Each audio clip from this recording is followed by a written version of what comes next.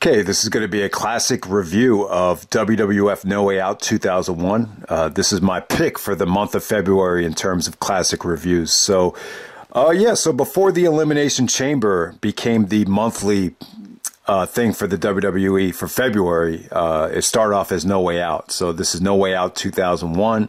The show got, so there's two things that really stand out about the show. Number one is the buy rate. The buy rate was incredible.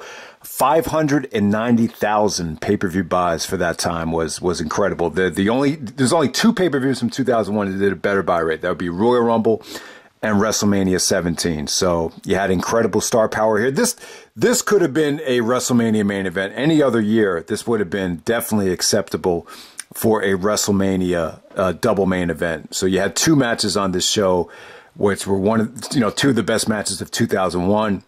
It wasn't an official double main event because Austin and Triple H kind of went in the middle of the show, but you could definitely argue this as one of the best, if not the best, double main events in WWF history. Maybe the only other one that could kind of rival this will be Fully Loaded 2000's double main event or SummerSlam 2013's double main event. So it's just an incredible show, tremendously successful. There was a huge thirst to see The Rock win the belt back, I think, from a lot of fans. And, Triple H and Austin definitely had a WrestleMania type build going on there. So obviously that definitely helped out with the buy rate. Show was actually from Las Vegas, Nevada. So it definitely has its own identity. This is by far the best pay-per-view to take place in Las Vegas. You have the whole, and that's one of the great things about The Rock too. I think he cut a promo where he was actually singing the Viva Rock Vegas song, and it got over so well that it almost became like The Rock was part of the Las Vegas, hometown. And that's one of the great things that The Rock did to boost his popularity. Like, he connected so well with these different towns, that he almost became like, it became their guy to a degree in multiple towns or multiple cities. And then the other thing that really stands out about the show is this is the last WWF pay-per-view not to get a DVD release, which kind of sucks. This is like, the best, non-Big Four show ever, and it doesn't even get an official DVD release. They did, however, release the Rock versus Kurt Angle match on the Just Bring It DVD. So at the time, that was like a huge bonus, especially with VHS players becoming, harder and harder to, maintain without them breaking down. So that, it sounds kind of idiotic now to say, oh man, thanks for putting that on DVD, but it was a big deal, so that was on the Just Bring It DVD, Rock vs. Angle, and they put Stone Cold vs. Triple H on the Stone Cold Steve Austin What DVD. So yeah, it was just very convenient, because a lot of people, their VCRs are breaking down. I don't even have a VCR anymore. So, and I'm sure most people don't. So at the time, it was just very, it was very valuable. But yeah, it sucks that it never got an official DVD release. I'm sure maybe overseas, Silvervision released this in PAL format in the UK. I don't know. Maybe you guys can let me know about that. But yeah, man, let's just get right down to the show, because it's definitely a great show. First match tonight, you actually had the Big Show taking on Raven. Raven's actually the hardcore champion. This was entertaining for what it was. It seemed like at this time, the WWF couldn't figure out, is the Big Show going to be in the hardcore division, or is he going to be in the WWF Championship division? Because, they paid Big Show like he was a main event talent. So that's kind of my take on why over the years, time and time again, you'd see Big Show interfere and, end up showing up on WWF main events and ruining, great main event matches. And he actually interfered in the main event on this show as well. But yeah, Big Show and Raven, it was just a lot of fun here. This was overbooked. You saw everybody come out here, from Molly Holly to Hardcore Holly. Billy Gunn came out, hit the Famouser, won the Hardcore belt. So the Hardcore title kind of bounced around over and over. Ultimately, Big Show ended up winning the match. But, it was entertaining. Match quality wise, I can't say a lot about it, but like if you were watching this show at a party, this would be like a great way to kick off the show. All right, next up you had Chris Jericho, the Intercontinental Champion, defending the belt against Chris Benoit, Eddie Guerrero, and X-PAC. So there's actually a great promo with Eddie and Benoit. with Lillian Garcia. So this is Eddie Guerrero's return. He had returned and got his revenge on Chris Jericho. The storyline was that Jericho took him out for a couple months and Eddie was back. So you kind of had like a friendship, you know, teaming up together here between Benoit and Eddie. But as the match progressed, they actually turned on each other here. X-PAC got some help from Just Incredible. This is when X-PAC and Just Incredible were part of the X Factor. But yeah, good match right here, man. This definitely carried the undercard of the show. Jericho as the Icy Champion here. You know, him and Benoit went at it pretty hard. You know, Benoit and Eddie, you had great chemistry between them. You know, Eddie actually pulled off a very hard to do Hurricane Rana. Benoit was going to power bomb him in midair, and Eddie countered it into a Hurricane Rana. I thought that was cool. There was definitely like a lot of momentum Benoit was getting here. Like you could definitely feel it. Like when he went for his flying headbutt, and when he makes the choke sign, like the fans were actually starting to get behind him here. So I thought that was cool. Jericho did like a million walls of Jericho here. There was a sequence where he actually put, you know, all three guys in the walls of Jericho. If someone tried to break it up, he'd say, fuck it, I'm going to put you in the walls of Jericho. So I thought that was really cool. Yeah, just vicious suplexes, fast-paced action. I would definitely say this is one of the better fatal four-ways you'll ever see in WWF history. I can't even decide whether I want to say WWF or WWE. But yeah, man. I mean, just a lot to say about the match. I mean, how many times can you actually say that you got four guys in the match and the least talented is X-PAC? X-PAC, you know, 1, 2, 3 Kid, you know, he's one of the most talented wrestlers ever, and he's the fourth wheel in this match. So that shows you, that speaks to the amount of talent in this match. I mean, it kind of had a little bit of a feel like it was booked like too much of a mid-card match. I wish it would have got a little bit more time, but you know, it was cool. Jericho does a really weird finish here. He actually, you know, schoolboys X-PAC, but kind of like rolls backwards on him to get the pinfall, and he actually bridges up with, you know, backwards with both hands. It was a cool finish. You know, maybe Jericho learned that finish in Mexico or wherever, but it was just definitely good stuff there. So yeah, Jericho retains the Intercontinental Championship right there. And next up, we move on to one of the more famous matches of the night. We have Stephanie McMahon and Helmsley taking on Trish Stratus in a singles match. So if you forget the storyline, Trish was actually having an affair with Vince McMahon. And just a whole lot of stuff going on there. And Steph was on a power trip about how she wanted to be the only dominant female. And Vince, you know, Vince was, you know, it was kind of weird. You know, obviously Stephanie McMahon is Daddy's little girl, but Trish is Vince's close personal friend who's having an affair with. So Vince actually goes to Regal. You know, he basically tells him that. He's like, you know, I'm close with both girls, but, you know, I want you to pick a side, and I hope you know which way I'm leaning towards. But Vince never officially tells Regal, like, what he wants. So Regal's, like, confused the whole night. Like, he feels like he has to get involved and you know, really go out of his way to make Vince McMahon happy here. And I don't know. The whole thing was weird. You have to really watch Raw the next night to see how this whole thing unfolded. Ultimately, it ended up with Vince humiliating Trish for the next couple weeks. You know, the whole barking like a dog thing. You know, I think him and Regal cleaned the whole ring up with a mop with Steph. So they really treated Trish like shit. But, you know, Trish, you know, she was willing to do these, you know, crazy acts. I think she even stripped. And, you know, she knew there was going to be a payoff down the road, and there was at WrestleMania 17. She got her revenge on Vince and everything like that. But this match right here between Steph and Trish, I mean, it was a lot of fun. I mean, it was great stuff. I mean, there was a little bit of that cat fight type of feel. There was even a sequence where Steph pulled Trish's pants down, and Trish had the thong hanging out, and she was smacking Trish on the ass. You had all that stuff going on.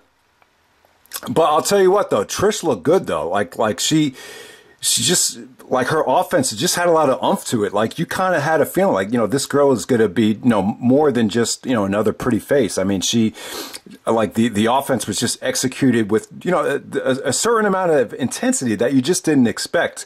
The match was well received on a lot of different levels. PWI actually called this the guilty pleasure match of the year. I think it even made their top 20 matches of the half year list. And it was just cool to see. Now, funny thing about this match is if you look at Steph, Steph looks like abnormally skinny compared to Trish. And Trish is like, she looks like Superwoman. Like, this is my favorite version of Trish. For some reason, I just like Trish when she was a little bit more thick. She was actually like, you could even argue that Trish was a little bit chubby at the time, but this is my favorite version of her. I mean, you know, she's just busting out of the top, and, you know, she looks like she has the, you know, one of the nicest asses in the world when you watch this match. I mean, she's just like curvy as hell, you know, busting out from, you know, both levels here. And Steph, you know, Steph just kind of, you know, I've heard this from a lot of girls. Sometimes girls, like, they don't feel as confident when they're, next to someone that has like really big tits like that. A lot of girls do get the breast implants because it helps them with their confidence. You hear that time and time again in different forms of entertainment, if you know what I mean. So you have that whole thing going on there. And then Steph eventually got the, you know, the implants later on that summer when, you know, Jericho was talking shit to her about, you know, our little princess has sure grown within the last year, and then, you know, led to Jericho, you know, insulting Stephanie. But, you know, a lot of times girls would just do that, you know, to get more confidence. And, you know, I'm not sure Steph made the right decision, though, because, you know, a lot of times when, you know, girls, you know, get these implants, it forces them, you know, it stretches the back out. It's a lot of pressure on the back, and then they'll gain a lot of weight. I know friends I went to school with that, you know, ended up getting the implants, and, you know, obviously a lot of them put on a lot of weight because of that. I think the same thing even happened to Little Kim, but, you know, bottom line is, I thought Steph looked, it's weird, you know, sometimes the implants will take the girl to the next level, and they'll actually look better with them. But in Steph's case, I thought she looked better without them. I just thought she had enough, she was pretty enough, and she had enough charisma where she really didn't need them. So it's just kind of funny, the dynamic of, you know, whether girls get them or don't get them. You know, it's sometimes it works for them and sometimes it just doesn't. But if you want to, you know, I heard an interview, I think it was the podcast with Jericho, where Steph actually told Jericho that, you know, I just felt like I felt very skinny at the time and just very, very tiny. Then that's the reason why. I think Jericho was actually asking her about some of the promos that they cut where Jericho was clowning on the balloons and the tits and stuff like that. So, yeah, sorry I got away from the wrestling a little bit there, but yeah, that's the Steph and Trish match. I thought it really held up well. It's definitely, you know, it's not a great match, but it's entertaining, and, you know, some people did like it at the time, and you could definitely tell that Trish was, you know, going to be more than, you know, just another diva, so to say. All right, so next up we have Triple H taking on Stone Cold Steve Austin. 3 stages of hell. First fall, wrestling match. Second fall, cage match. Third fall was, no, I fucked it up. All right, first fall, wrestling match. Second fall was a street fight. Third fall was a steel cage match. Inside of a steel cage, as Triple H would say. And, yeah, the build-up here was very well done. You know, obviously Triple H ran over Austin. At Survivor Series, you know, Austin dumped Triple H out of a forklift.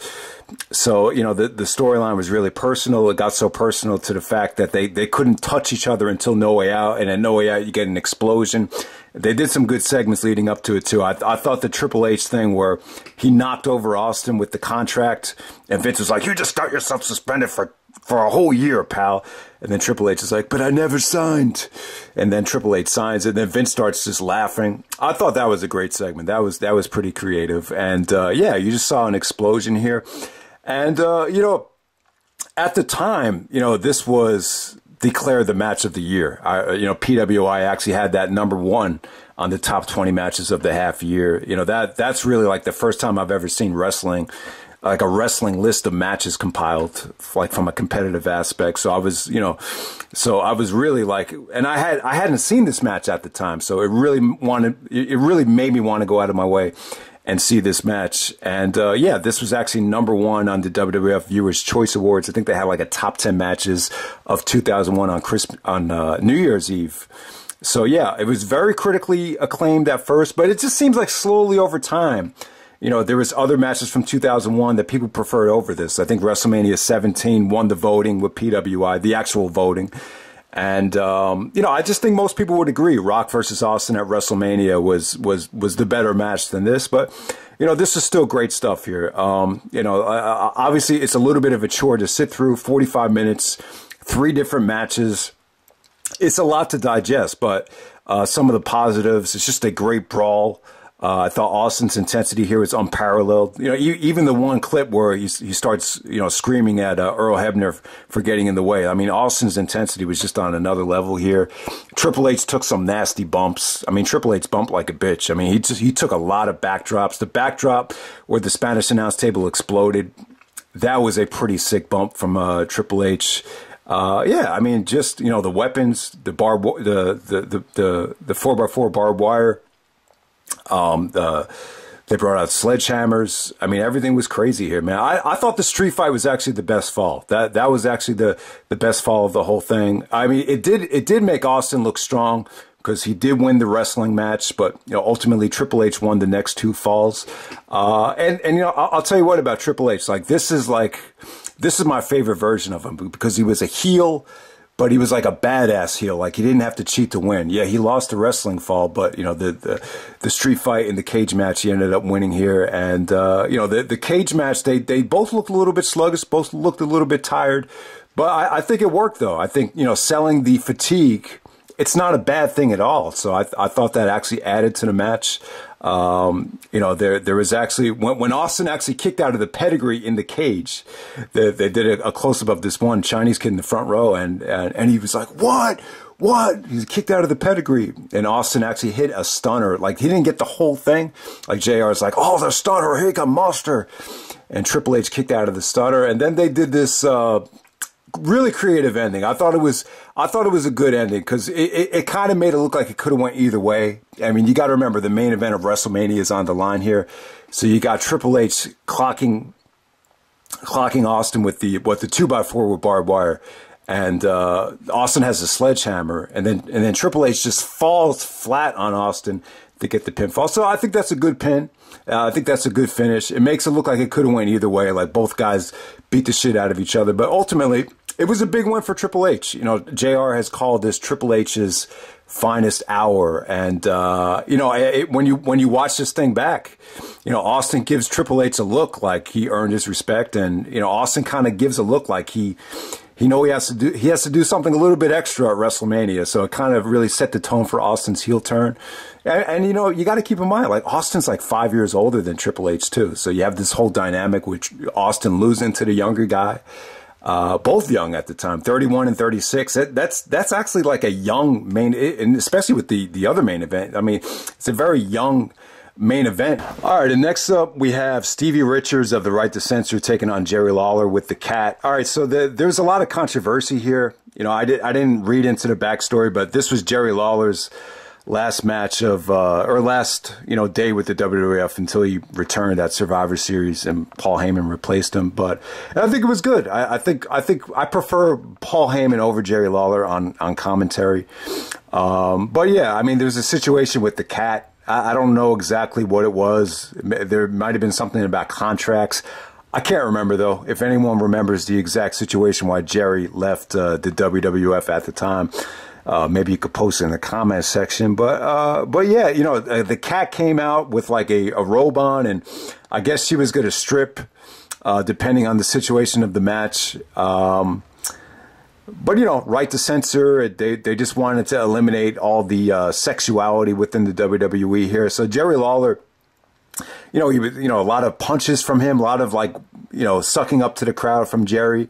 You had Ivory getting involved. The very, very chaotic finish here ultimately ends with Stevie Richards going over Jerry Lawler. And that's the last time you see Jerry Lawler until the night after Survivor Series. So, yeah, I mean, this, for as well received as this show is, I think, you know, this is definitely the worst match, the worst thing on the show. It wasn't awful to sit through. It just felt like filler.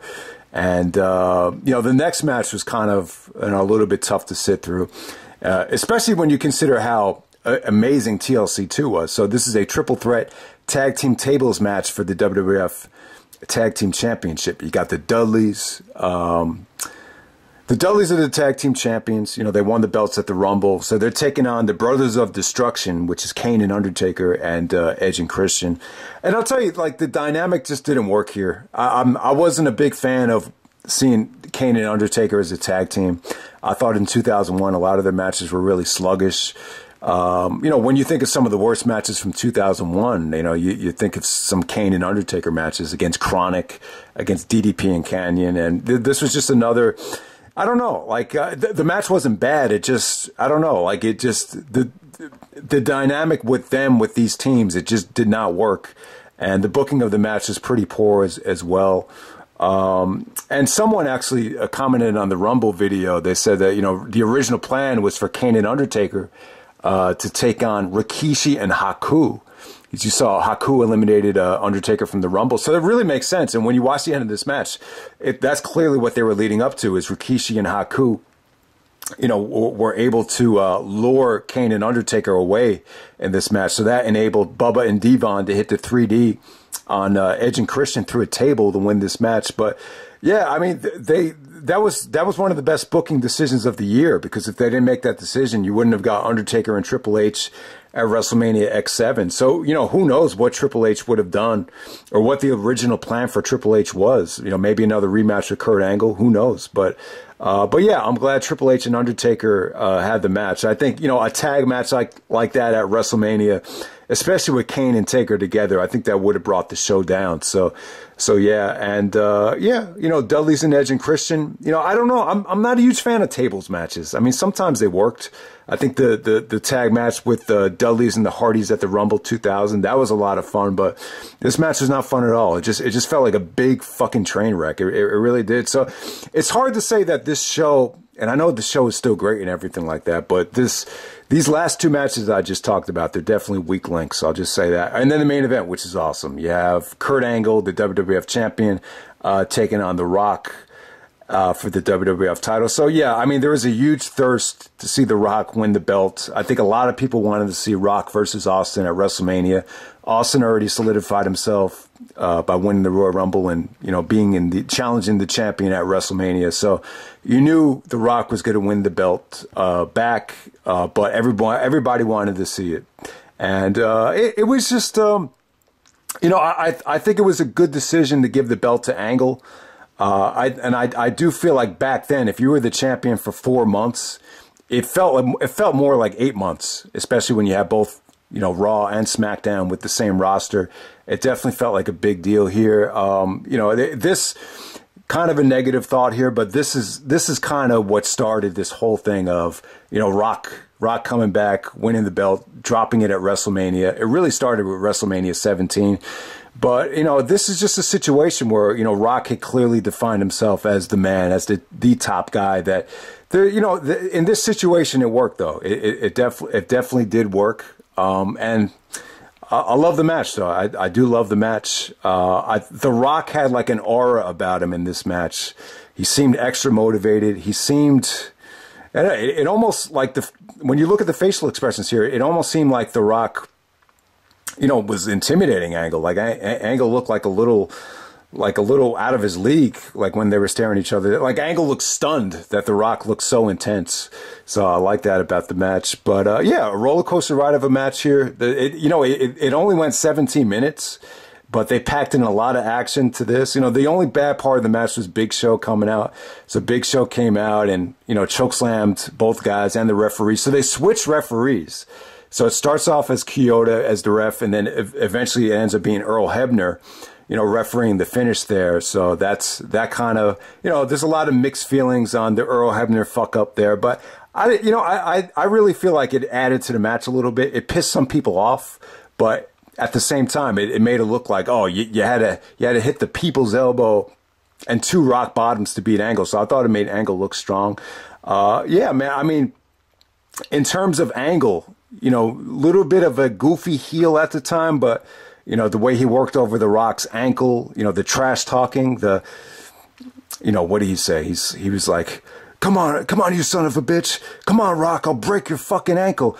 At the time, I just thought, you know, they were allowed to curse back then. You remember Jericho used to say son of a bitch a million times, the first Elimination Chamber matches. But I thought, you know, cursing in these matches, especially live, it gave the match more of an authentic feel, a real feel to it. It almost looked like Angle was, you know, possessed and really upset, you know, like really, you know, it just brought more of a a real element to the match. So I definitely like that about it. The exposed turnbuckle spots were awesome. I love that. You know, there is, you know, Kurt actually throws the Rock into the exposed turnbuckle, hits the angle slam. Rock does the same thing, hits the rock bottom. So yeah, man, this was just an awesome match right here. It could have went either way. Rock wins the belt back, goes to WrestleMania.